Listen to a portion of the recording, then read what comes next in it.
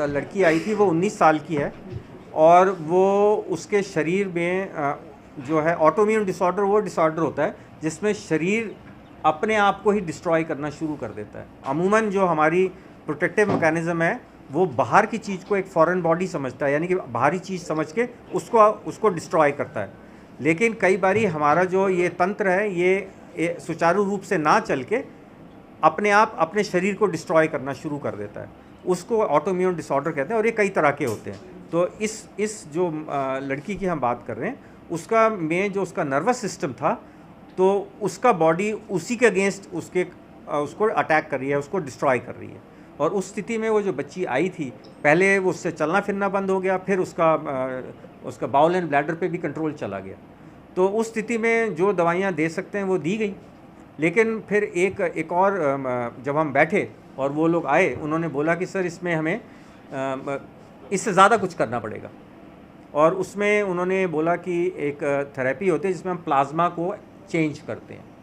अगर आप ब्लड के डिफरेंट कंपोनेंट देखें तो हमारे पास वो सुविधा उपलब्ध है कि हम उसको एक यूनिट ब्लड को हम डिफरेंट कंपोनेंट्स या अलग अलग भागों में बांट सकते हैं। तो उसको जो हमने प्लाज्मा को एक्सचेंज करना है, मतलब उसका प्लाज्मा निकाल लेना है और उसमें फ्रेश प्लाज्मा डालना है या जो भी करना है। तो उसके लिए हमारे को काफ़ी सारी मशीनों की ज़रूरत होती है।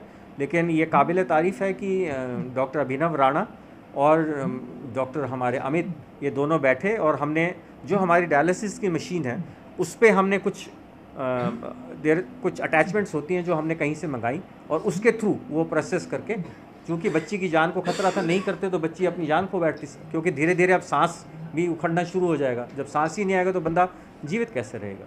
तो उन्होंने वो प्रक्रिया की, उसमें उन्होंने उसका बच्ची का प्लाज्मा सेपरेट किया, उसको निकाला, उसकी जगह कुछ सप्लीमेंट्स दिए, कुछ फ्रेश प्लाज्मा जो हमारे जो लोग ब्लड डोनेट करते हैं हम उनका मतलब जो बंदा ब्लड डोनेट करता है उसका तो हम किसी तरीके से उसका धन्यवाद नहीं कर सकते, शब्दों में नहीं कर सकते, बिकॉज़ वो व्यक्ति पता नहीं कितनी लोगों की जान बचा रहा है।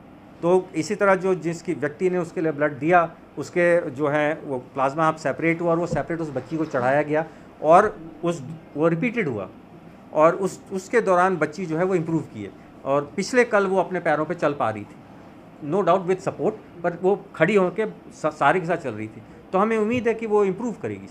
मस्कुलर डिस्ट्रॉफी होती है एक और एक ये डिफरेंट होता है। मस्कुलर डिस्ट्रॉफी एक जेनेटिक डिसऑर्डर होता है, वो एक बिल्कुल अलग बीमारी होती है, वो बिल्कुल अलग बीमारी होती है। मैं डॉक्टर अभिनव राणा, मैं असिस्टेंट प्रोफेसर और head nephrology department doctor Rajendra Prasad medical college Tanda में कार्यरत हूँ। अभी हमने एक नई थेरेपी इस्तेमाल की जिसे कहते हैं प्लाज्मा फेरेसिस या प्लाज्मा एक्सचेंज।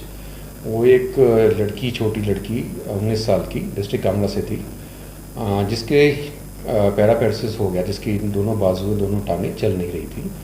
वो doctor Amit Bhardwaj neurology department में जो एचओडी हैं उनके पास एडमिटेड थे और वो ट्रीटमेंट ले रहे थे वहाँ पे। और उनकी ट्रीटमेंट को फर्दर हमने इम्प्रूवमेंट नहीं आ रही थी तो डिस्कशन करने के बाद हमने डिसाइड किया कि हम प्लाज्मा फेरेसिस हम स्टार्ट करेंगे, जो कि पहले यहाँ नहीं होता था।